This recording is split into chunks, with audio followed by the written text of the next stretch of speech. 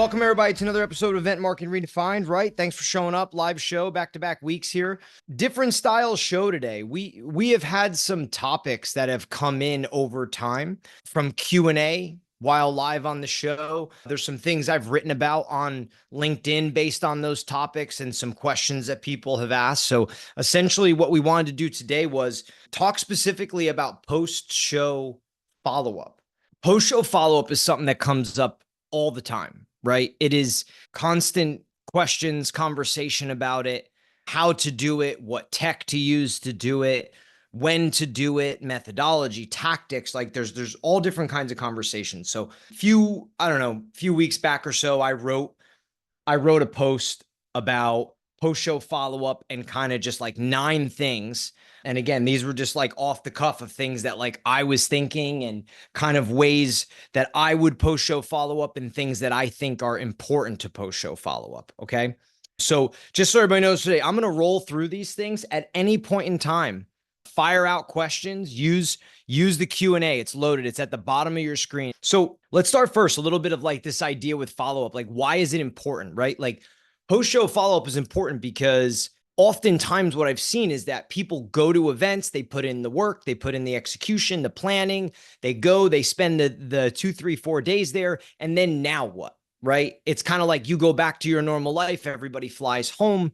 And I think there's just a little bit of a forgotten art. It's a discipline just as much as like the planning and the strategy and the pre-show, as well as the execution during the show. Post-show is just as important, and you kind of have to close the loop, right? It's a way of really driving results, and the importance of it lies in if you don't post-show follow up well, you're really not squeezing the most juice out of the fruit of exhibiting, sponsoring, or hosting your own event.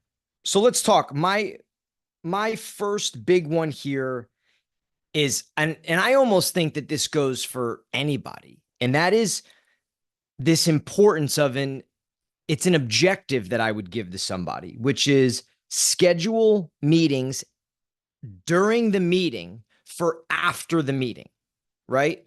And I think sometimes either people are afraid to ask or it's just not set as an objective, right? Like you are looking to have conversation, develop relationship, and then you're looking to push this kind of pipeline down the line to where you're having another discussion, to where you are being drawn into another conversation with somebody. So rather than talking to someone, having it go well, and then asking down the line, I think a really good objective for people is how many meetings can we set at the meeting for after the meeting, right? How many meetings can we set at the meeting for after the meeting? So I think one practical way of doing this, because it sounds nice in theory, but it's like, okay, how do you do this? Well, I think you have to write a bit of a script. I think you have to play off of your booth, play off of the engagement that maybe you have in your booth, play off of a raffle, a giveaway, or just flat out be able to ask in that setting, like, hey, we've had a great conversation here. It feels like you have need A, B, and C. Would I be able to schedule a conversation with you down the line? Do you have a Calendly? Do you have an easy way to book?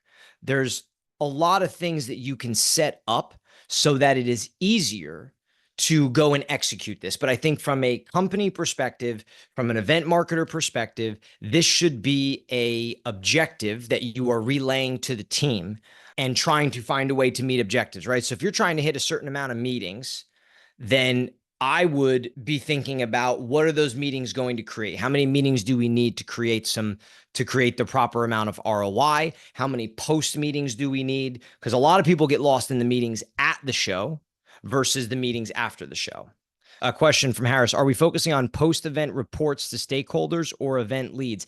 Harris, we're focusing on post-show follow-up, right? So I think in what you're saying there, post-event reports to stakeholders is different. Post-event reports to stakeholders would be 2 things to me. One, I think you need quantitative data and you need qualitative data for stakeholders, right? So your quantitative data is going to be KPIs and metrics and things that you did. So for example, how many meetings did you have at the meeting?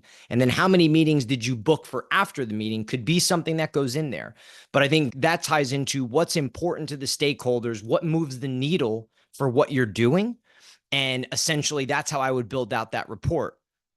And then you said, are we focusing on event leads? Yeah. Event leads, yes. I don't really get too focused in leads because I think when you start talking just solely leads, what people end up doing is just wanting to scan badges and create leads, right? I think pipeline, we call it pipeline impact, is far more important, right? So first one, book meetings at the meeting for after the meeting. And however you get it done, use scripts for your team, have a Calendly set, have the ability to basically ask while you're at the show, I think is really important. A lot of people are just kind of hesitant to do it. Okay, so let's go. My number two here. Number two is properly qualifying leads. This is something that we see a lot on show floors, which is, does everybody in your booth know how to qualify somebody that comes walking up, right? A lot of times you get window shoppers. A lot of time you get people that are just coming in looking for swag, but you want to make sure that two things happen when it comes to properly qualifying leads. And this is more so happening at the show, but I think this benefits what happens after the show. It benefits your data that you have at the show, and then it benefits kind of like how you follow up after the show. So number one is being able to identify people that maybe are not qualified leads, right? So that you don't want to be rude, but you want to spend minimal amount of time with them, or you just want to have a conversation, or maybe point them in a direction that would be better for them. But then two is being able to identify who are qualified leads. Because I think if you just go to a trade show and you go talk to a team and you say, what's a qualified lead? I think you're going to get a lot of different answers. So some of the things that we've done with people is we've written out like, okay, tell me, what are the 3-4 best questions you would be asking to identify? What are you looking for out of those answers? What makes a truly qualified lead? I think a lot of times you can do this by working through your sales team, right? So go to your most experienced salesperson, your VP of sales, and have that conversation so that you can script it out. Executing this on the show floor, it sounds so simple, but it's not, right? Depending on the team that you have there, people are uncomfortable at times having these conversations and knowing what to ask and not what to ask. But I think a lot of this goes into preparation at the show. Do you have qualifying questions? Do you know exactly what you're looking for? And as the event marketer, I think whether you have sales teams that are nationally going to regionalized shows, or whether you have a set team that goes to just your main conference every year, I think it's kind of on you to be able to work with your stakeholder in sales and get some kind of script written out and some kind of direction written out of what properly qualifying leads looks like, right? So that you can then kind of pass that on to everybody as you go. 3 is quality data in is quality data out, right? So there are a lot of ways to track your leads, to track your discussions. And I think that sometimes I've seen various things happen. I've seen companies that are so busy that they don't have time to get to putting the information in. I've seen companies that don't have a software that connects to their CRM. I've seen companies that just scan badges and then compile it towards the end, right? And they're just badge scan happy because they think that is a lead. I don't care if you do it by hand. I don't care if you do it by software. I don't care if you do it by Excel. It really doesn't matter to me. What matters to me is that you're having meaningful conversations with ICPs, the right clients, the right people, and that you can get their information logged at the show.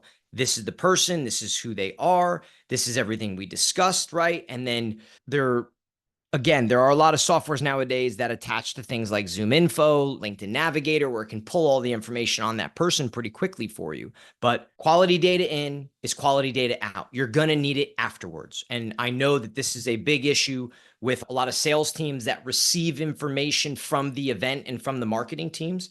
They're looking for more, they're looking for better data than what they're getting. So tying into quality data in and quality data out is number 4. That's personalization, right? This one's really big to me because I think you're going to these shows to build relationships, right? Understand that. Like, to me, face to face and being at events is really like It's a great way to build relationships. It kind of breaks down barriers much faster. And I think knowing that relationships is what creates pipeline, that takes me back to relationships have to be personalized. So when you're at the show, when you're having conversation, really good notes matters, right? So there are apps and everything that you can put voice notes and track all this stuff, and all that's great. But again, I don't care if it's a Word doc written on your hand, a notebook. I really don't care how you do it. But personalization to me is remembering the conversation, remembering something about them. What problem are they trying to solve? Why are they at that show? Do you know that they're not trying to buy now, but they're probably going to buy in a year from now, right? Because if they have no reason to be buying right now, but they are definitely going to buy a year and a half from now or a year from now. Well, if you just scan that lead and you don't put the notes in there, then your follow-up's going to lack. And then you're going to have people calling them and reaching out, and SDR teams and sales teams calling. And this person's going to be like, what? Like, I got to have this conversation with Matt. And rather than, if you know that they're looking to buy in 12 months, now you can put a plan together to say, okay, if we know someone's buying in 12 months and we know we have a product or service that fits what they do, and we've had this conversation with them, well, now that personalized note in there becomes a bit of a plan. What do we do next? What do we do? Do we not contact them for 3 months, 6 months? What does the approach look like knowing that they're going to be ready to buy in 12 months? I also think that personalization matters in terms of follow-up at the end. You have these notes on people, this information, whether you send a gift, whether you know what city they live in. Hey, I'm going to be in that city. Can we grab lunch? Whatever it is, the personalization matters for really good follow-up. And if you are talking to ICPs and customers that are qualified, personalization is something that I can't stress enough. 2 questions here. I'll kind of pause in the middle here. We're at number 4. Gina says, back to your point number 1, how do you manage when the rep for that area is not at the show? Great question, Gina, right? So I know a lot of times that I say clients, but companies, they don't have a rep at the show and they get a lead, and that lead would go to that rep. So here's where a lot of the things that I'm walking through here, from proper qualifying, is important, Gina, right? Because a lot of times I feel like sales feels like they get thrown bad leads from events. Like, hey, these are all the badges that we scanned, and it's an A, B, C, or D, right? I don't even know if people are grading the leads, but so properly qualifying is important, because now you're handing good leads over to the sales and the rep that's in that area.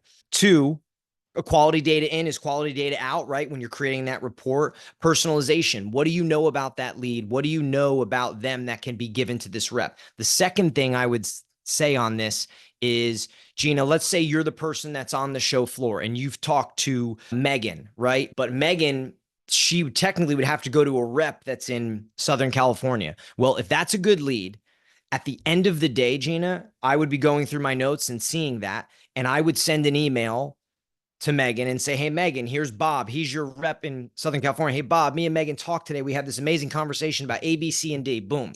And that is your transfer. Now you have a rep that is not on the floor, but now you've connected them that same day, not 3 weeks later, where Megan doesn't remember who Gina is, and now Gina's trying to introduce him to Bob, right? So do it on that day. That is how I would do it. If you have a good lead with personalized notes, I would do it that day. I think there has to be a little bit of discipline there to get that done.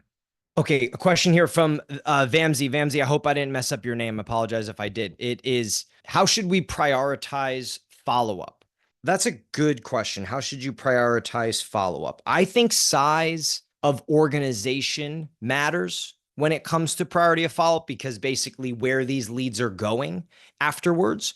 But I think priority of follow-up, obviously quality of lead, right? I mean, the bigger, the better, the more ideal the lead, the more there needs to be a priority on that. So anything that sits in that category, I've seen people rank them, right? Rank them A, B, C, and D. And then A basically says this is ideal. This is someone looking to buy. B is someone that's ideal, but they're not looking to buy right now, right? C is, and on and on. So you can create grades, and then those grades are given to sales after the event. So now it can be prioritized. I also think you have to set rules. You have to set timeframes for when you should be getting back to people and what is priority, right? Because how many times I've talked to people where they have really good quality leads, but essentially they're not getting to them for 2, 3 weeks down the line. I mean, that doesn't scream priority to me. That doesn't scream follow up or personalization.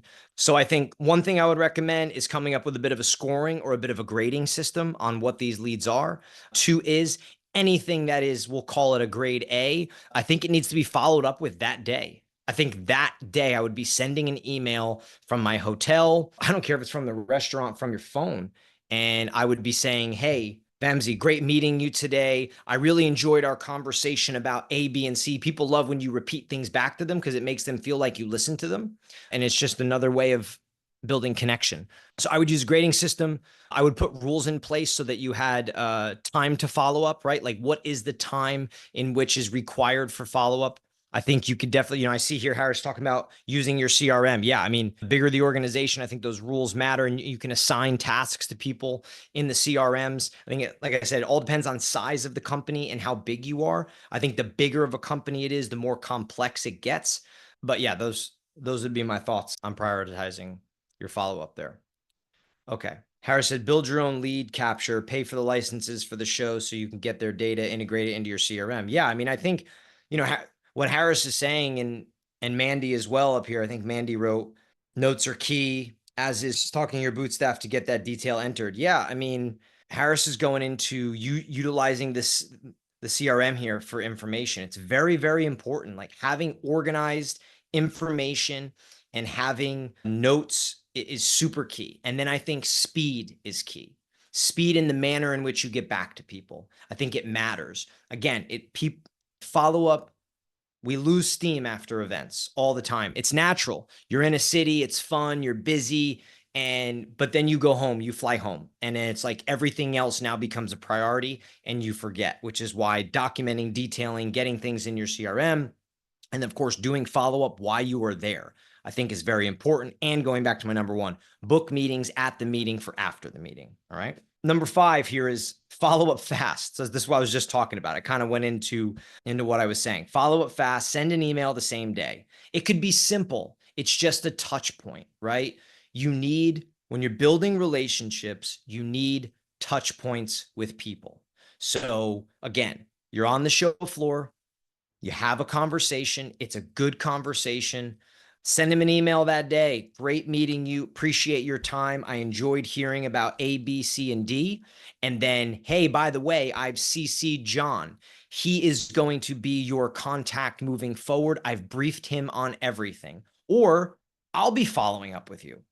I'll call you next week. Or, hey, I'm going to be, again, go back to personalization. I'm going to be in Memphis in 2 weeks or in March. Can we get together? Following up fast keeps momentum, right? You don't lose the momentum of kind of what's going on. Mandy said here, there are some really strong options out there specific to meeting tracking that link to your CRM and can really escalate the follow-up process. Great for SDR teams. Yeah, Mandy, I wrote the other day, I was in a conversation on LinkedIn, and I'd have to pull it up, but somebody was talking about in there how essentially you scan a badge and then the speed in which that information can be captured on a software like Zoom Info and then connect and go into your CRM can happen like that. And then you're operating from your CRM very quickly, putting a task, setting a reminder. But I think even as much automation as there are disciplines that you need to have, to make sure that you're following up quickly, to make sure that you're following up with people same day, next day. And I also think just I don't want to say aggressive nature, but the nature of being willing to go ask somebody for a meeting after you've had a meaningful, good conversation down the line, I think makes a lot of sense. So number 6 here, I put, if you are hosting events offsite during the event, invite quality leads and prospects during the event on the fly. I think this is a big one because you go to a show and, you're hosting maybe a couple offsite dinners, activations, fun things, whatever it may be, from yoga to happy hours to dinners to experiences, whatever that is. Your team, and this goes back to the organization of your team and the execution on the floor for post-show, is make sure everybody knows that they can extend an invite to a qualified lead. You've qualified somebody, you know that they're good. everybody needs to be knowing and willing to ask someone to go to this event. You are constantly looking for more touch points so that your follow-up is prolonged and so that you are just building that relationship during your time there. So if you want good post-show follow-up, get more touch points with them at the show. And although it seems like a no-brainer, you'd be surprised how many people don't invite people that they meet at the show that are ideal clients to something that maybe they didn't invite them ahead of time. I think that should be something that everybody's looking to do to go fill seats. Question from Farah. Does everybody use a universal lead capture software, or do you pay for the lead retrieval with the respective trade shows provide? So Farah, I'll let people answer in the chat, right? So for everybody in the chat, Farah is asking, does everybody use a universal lead capture software, or do you pay for the lead retrieval that the shows provide? I can tell you that you're going to get a mixed bag here. I think probably too many people use what the show offers. There are some really good lead capture softwares that are inexpensive and can tie in. You know, Amy just said Captello. I was going to say Captello, but I say them all the time. But I just think they have a good product. I think it's affordable. And I think the more control you have over what you're doing, it can help pay for itself, right? A lot of time that organization, lead capture, voice notes, integrating into your CRM, being able to set tasks, pings, reminders, the manner in which that organizes you and speeds you up, I think is very important. I also think it matters how many shows you do, how big of an organization you are. It's fair. I would ask you how big of an organization, right? Number 7, this is a big one for me. This is connect your prospects and customers with resources they need. So this is something that I'm starting to believe more and more, which is essentially that when you're going to events, you're not selling people at events, you're building relationships at events. Relationships turn into pipeline. Okay. So that's one belief I have about events and trade shows. The second is most people go to an event with a preconceived problem that they're trying to solve. People have either something that they're looking for, they have things they're trying to fix, they have issues, they have a preconceived problem, something coming up, something that they are interested in getting a resource, solving, or whatever it may be. I think if you want to build a relationship with somebody, you can be that person to connect them to what they need, right? So how much of an industry expert are you? I think a lot of times once people realize that they cannot sell somebody something, they're kind of out. But I actually believe that this is how you build relationship. You know, I've seen plenty of examples of, you know, for example, for ourselves, people that we could work with, not ready to work with us, but they need, I don't know, say they need lead capture. I'd point them to Captello. I'd say, hey, this is where I'd go. And I think in the show at the moment, part of qualifying people is having a conversation like, why are you at the show? What are you here for? What are you hoping to gain? Right? You're opening people up when you're talking to them. Your qualifying questions at an event can't be like super specific into your product and service. You're really trying to get people to open up to you and gain an understanding of what they're doing at the event, what they, you know, what are they hoping to gain? What are they here for? What kind of problems are they trying to solve? So something I think people could do a better job of is connecting people to others, right? And connecting them to resources, positioning yourself as an expert. I think it's a great way to then follow up. Hey, I connected you with John at A, B, and C. How's that going? You know, and I think a lot of times if you can solve people's problems for them, you build relationship there. Quick recap, right? So number 1, I talked about booking meetings at the meeting for after the meeting and the importance of that objective. Number 2 is properly qualifying, having scripts, and being aligned with sales on what a properly qualified person looks like, and then having the ability to do it. 3 is the idea that quality data in is quality data out. All right. 4 is personalization, really integrating personalization into the information that you are uploading so that now your follow-up can be more personalized. I think more personalized follow-up leads to pipeline, right? Number 5, follow up fast. Same day emails. I love them. Hey, met you today. It was really nice meeting you. Appreciate the conversation on A, B, C, and D. Introduce somebody, tell them you'll follow up, whatever it may be. And then I would be following up within a day or two. I think slow follow up kills, right? 6, if you are hosting offsite events or on-site events, vice versa, whenever you're meeting somebody at a 2-3 day conference and they are an ideal customer, you should be inviting them to what you have going on. Don't be afraid to. 7 was connecting your prospects and customers with resources that they need, trying to uncover and understand the problem that it is that they are trying to solve, and then being able to A, right then and there on the floor, connect them, or B, maybe it's that you send them a book as a part of a follow-up, or, maybe it's that evening. If it's urgent, you are connecting them on an email with somebody and saying, hey, I talked to you on the show floor today. This is my friend Jeff. He works at A and B, and I know you were looking to talk to somebody on this. I hope this helps. I think that is a great form of follow-up. All right. Those are the first 7. Okay, so Gina said, how do you manage good quality notes when there are a line of people to talk to you? Well, Gina, first of all, that's a good problem to have. Number one. So tell me what you're doing, that you got a line of people waiting to talk to you. That's awesome. So I've told this story before. I was at a trade show and there is a company that makes golf simulators, and I knew somebody that was working in the booth. Just a personal relationship, went over to talk to her. She introduced me to the guy that runs their trade show booth and the execution of it. We started having a conversation, and I mean, they had probably 7 or 8 golf simulators on the ground level, and they were packed. They had people waiting in line. They had reps in every single booth and simulator. And him and I were talking, and he's like, we just can't get, kind of what you said, quality notes and the information written in, because our salespeople are just talking to people all day long. They're demoing the booth, they're taking a look, they're waiting in line. And my just instinctual reaction to solve the problem was, I said, hey, do you have an intern here? Or do you have anybody that's not playing a role in the sense where they're talking to the customers in the space? I'd give them an iPad, I'd give them the notepad, and I would just have them running around talking to the salespeople saying, who did you talk to? What was the conversation right then and there?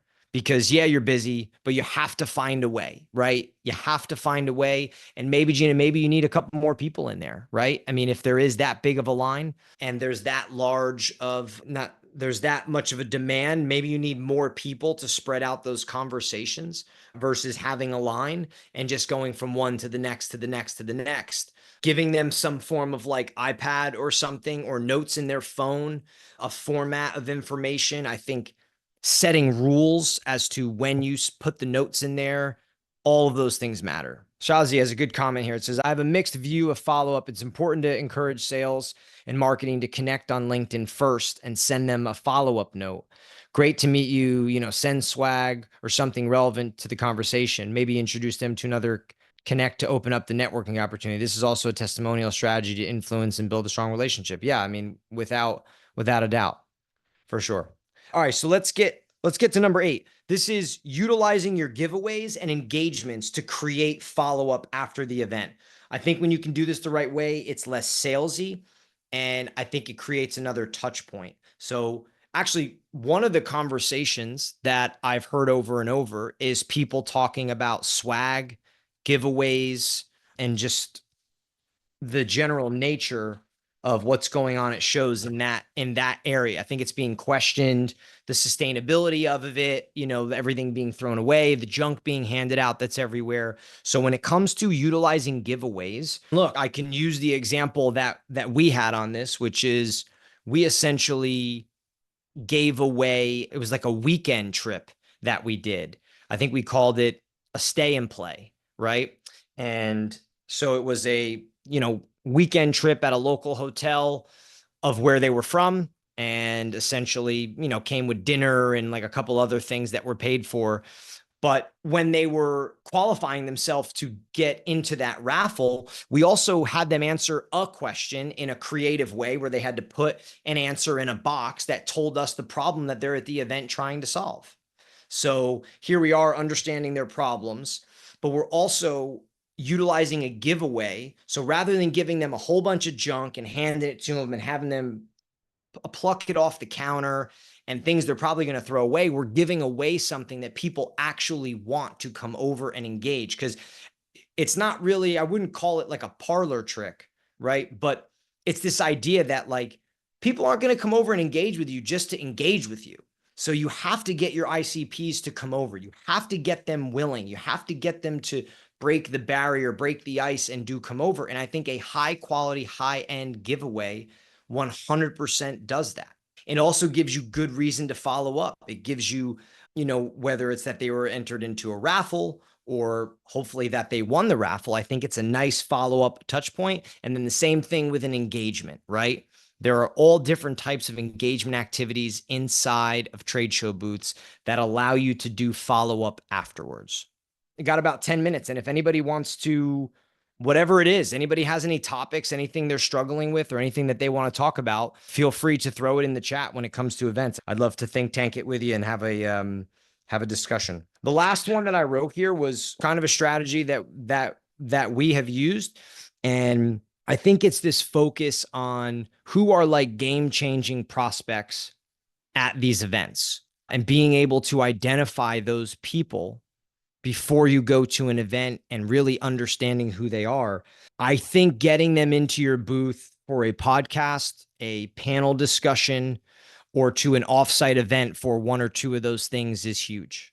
People do like to talk about the industry. They do like to talk about their profession. They do like to talk about what it is that they do, rightfully so. And I think if you're giving them a platform to do that, I think it is a great way of getting a prospect to come to your booth. And then if you are videoing it, if you are creating content from it, I think it's another great way to have a follow-up with something you've created. We've had a lot of conversations on content creation at events that not enough content is being created. Well, I think doing a podcast, doing a webinar, doing a panel discussion, and inviting in your ICPs is a really great way. Yeah, Mandy just said it worked for me. We met you, we had me on the podcast, and here I am still. Yeah, it's a great point. I just think it's more organic. It's less salesy. It's allowing somebody to get to know, for example, like we did do that with Mandy, right? But like I didn't sell Mandy when I spoke to her. I was talking to Mandy about the industry, about her experience, about what problems she's looking to solve. And then in return, through organic conversation, she's able to understand a little bit more about who I am and what I think and what Rockway stands for and the work that we're trying to produce. So I think anybody can do that. Getting somebody into your booth for a podcast, a webinar, panel discussion is a soft way of getting to know somebody. And it's a low entry barrier or something, I guess is the way you would describe it. And then I think it does, if you're creating content from it, really give you a way to follow up with them, be like, hey, really enjoyed my conversation and meeting you at A, B, and C. Here's the clip of us talking on the show site. Hopefully you'll put this on LinkedIn, or hope you enjoyed our conversation. So those are my 9, right? Book meetings at the meeting for after the meeting, qualify properly, have a script, get with sales, get with your stakeholders. Quality data in is quality data out. Personalization in your follow-up. Again, that ties into the quality data. Follow up fast. Invite people at the event to events and offsite things that you are hosting there. Connect your prospecting customers. Be a resource for them. Even if you're not selling them something, be a resource for them. Connect them to your industry friends and experts and peoples that can solve problems for them at that time. Utilize giveaways. Give bigger, better giveaways that people actually want versus a bunch of junk. And with your big time prospects, some kind of podcast, some kind of webinar, anything like that where you can engage them in a meaningful conversation and then utilize it for follow-up. We got a little bit of time here. I would love to open it up to anybody. If you have a Q&A, I'll give it a couple minutes and see if anybody wants to put anything there. Again, it doesn't have to be post-show follow-up. It could be anything that you're working on. I know we're getting into a heavy season here with the fall. Trade shows are busy, a lot of stuff on people's plate. I know we're starting to have a lot of conversations with our clients, really gearing up into heading into next year and just starting to revisit the strategies, talking about what worked this year, what didn't work last year. That is something that I would encourage everybody to do, is to take a hard look right now at your year, at your shows, and hopefully you have data that you can use to go back and look at, because data is great to gain an understanding of what happened and where there were successes. But then the other side of it is there is a qualitative side of that, to where you just have a gut. Like, ask yourself, is this working? Is this stale? Are we driving enough leads? Are we getting the engagement we want? Are people coming to our dinners? Is the booth busy enough? Are we telling a compelling enough story? I think all of these things are things you have to look at and dive into to revamp for next year, because we should always be trying to do things a little bit better, and we should always be trying to change up what we're doing. We have a lot of clients that tell us that when they change things up, that they get compliments from their customers. They get compliments from people that have seen them year over year, versus showing up the same way every single time. So I think there's a lot of validity into really examining what you're doing, having in-depth conversations. And I don't, whether you have them internally, we like to have them with our own customers to kind of challenge status quo, challenge the thinking a little bit on what is working, what is not working. And a lot of times we start with just kind of like surface level stuff before we get into numbers. So Farah asked, any advice on building out a new marketing role for myself? I have the event planner title and am formulating a new job description for myself to include demand generation, lead management. It is a position that doesn't exist yet, and management needs to be sold on the void. Yeah. So, Farah, good question. I think you're saying management has to be sold on it. So number one thing for me is, how does it benefit the company and how does it benefit them? Right. So a new role for you with expanded responsibilities and expanded title, sure, probably great for you. Right. But how does this role benefit the company? And I think that's a huge piece when you're saying building out the role. I would build out the role based on what the company needs and where you feel like you can fill that. You use the term void. So what is the void, right? Where is there specifically a void that you are noticing and you are seeing? And then I think from there, I would tie, do stakeholders, management, do they care about that void? Is that void important? So identify, maybe you identify 7 things that are in that void. You find 3 of which are really important to stakeholders. Well, I would harp on those. I would drill that home. I think that's important when you build out that new role, because at the end of the day, management, leadership, stakeholders, they are looking for people to solve problems, to own responsibility, and to do a good job with them. So if there's a void, identify what you see that void. And then I would also say, how do I tie that back? And is this important to the stakeholders right now? Why does it matter? Why does it have to be solved?